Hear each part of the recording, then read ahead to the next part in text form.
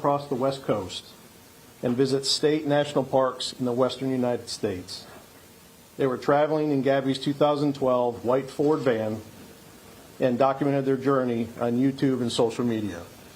We have a picture of the white Ford van that they were traveling in. She maintained regular contact with her family members during her travels. However, that communication abruptly stopped around the end of August. Gabby is a vibrant 22-year-old with a love for life and adventure. She's a daughter, a sister, and a granddaughter. She was excited to share her cross-country trek with others on social media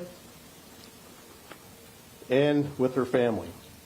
Gabby's family and those in the community here and in New York who know and care for her are hoping for answers about her whereabouts. We have investigators working diligently around the clock, as well as with the FBI.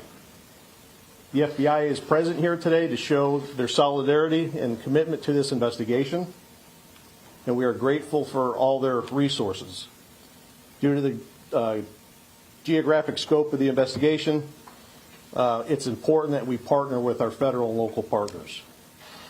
At this time, I'm going to allow Joe, Gabby's dad, to come up and say a few words.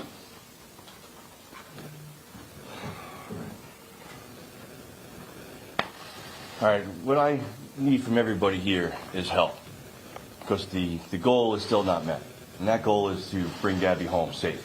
All right, and I'm asking for help from everyone here. I'm asking for help everyone at home. I'm asking for help from the parents of Brian, and I'm asking for help of the family members and friends of the Laundrie family as well. You know, there is a tip line that you can call anonymously. Whatever you can do to make sure my daughter comes home, I'm asking for that help. There's nothing else that matters to me now. This girl right here, this is what matters. That is it. Anything else, it comes second to this. Thank you. Thank you, Joe. Our focus is to finding Gabby, and we are pleading with people out there to give us information, point us in the direction that we need to be, and help us find Gabby. Gabby and her family deserve that. Right now, I'll go ahead and answer a few questions that I can. Go ahead. Yesterday, you found where to Laundrie report. Have you heard this yet? I have not. Is there any criminality suspected in the case, or is it just a missing person? Right now, we are investigating a missing person case. So has criminality suspected? None at this time. Right now, it's a missing person case. Chief, how frustrating is it knowing that the family lives just a short distance away from the police department here? I'm sure your officers have to drive by the house, and to know that he hasn't given you any sort of assistance? Well, we share the frustration with the world right now. So, you know, 2 people went on a trip, 1 person returned, and that person that returned isn't providing us any information. Chief, can you bring Brian Laundrie in for hindering the investigation or for stealing Gabby's car? Right now, no.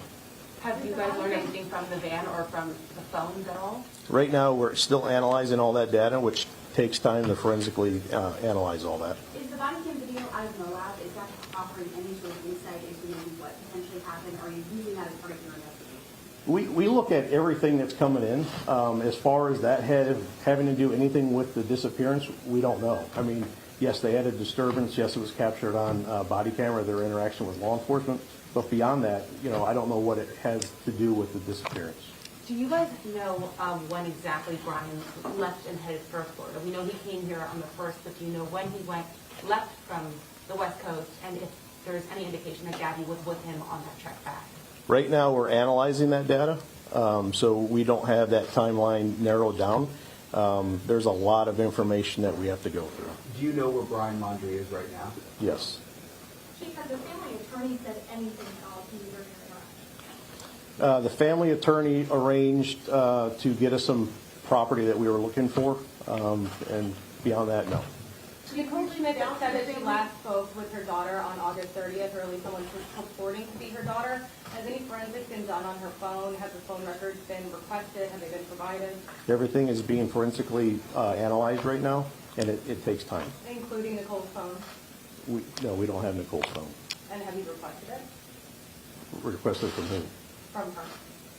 Oh, I'm sorry, from Nicole's phone, I'm sorry. I don't have the answer to that, as far as that. At this point in the investigation, is Wyoming still the last place that she's known to be? Right now, it seems to be the area that we're looking at. What would it take in your investigation to find Wyoming? Right now, this is a missing person case, all right? And our focus is to find Gabby. My focus isn't to bring Brian in right now, it's to find Gabby. Brian is exercising his constitutional rights, and I have to respect that. But as of right now, the focus is finding Gabby. Well, she's been missing for 2 weeks and she's possibly being in danger. Why does he get the privilege to tell you no that he's not coming in to speak to you? Because the Constitution protects that. Where are search teams looking currently? And are they law enforcement-led search teams? We have no physical search teams on the ground like doing grid search right now. We have resources and law enforcement partners that are out in the field following up tips and leads. But as far as a grid search right now, we're still trying to narrow down geographic areas. And do we know the exact date and exact, confirmed location that she was? We're still Because there's analyzing been, it. some say Salt Lake City, some say the national park. You know, the information, there's a lot of information coming through. We have to analyze that information, we have to vet that information, and it takes time. Is there any history of police interacting with Brian here in Northport, or any incident involving Brian and Gabby here in Northport before they went on this trip? They've been here a couple of years now. No, Was she on any kind of medication? not that I know of. And was Northport Police aware of her mental health issues before the Mueller report came out? I'm not aware of any of them. Are you able to tell us what you found in the van? And I guess you said you were not. No, right now, the data, the stuff that we found in the van is being analyzed. I don't know if it has any evidentiary value to it or not. Obviously, this was a van used by the both of them, which personal belongings and stuff are in there. Whether or not it has anything to do with the case, we don't know. I know you tweeted at the attorney. How frustrating is this for you personally? I want to bring Gabby home, So, of course it's frustrating. And he answered us, we asked him about your tweet and he said no comment. Your response is? Where's Gabby? That's my response. No, emotionally for you, as a father, as a human being, talk about what this case is triggering for you.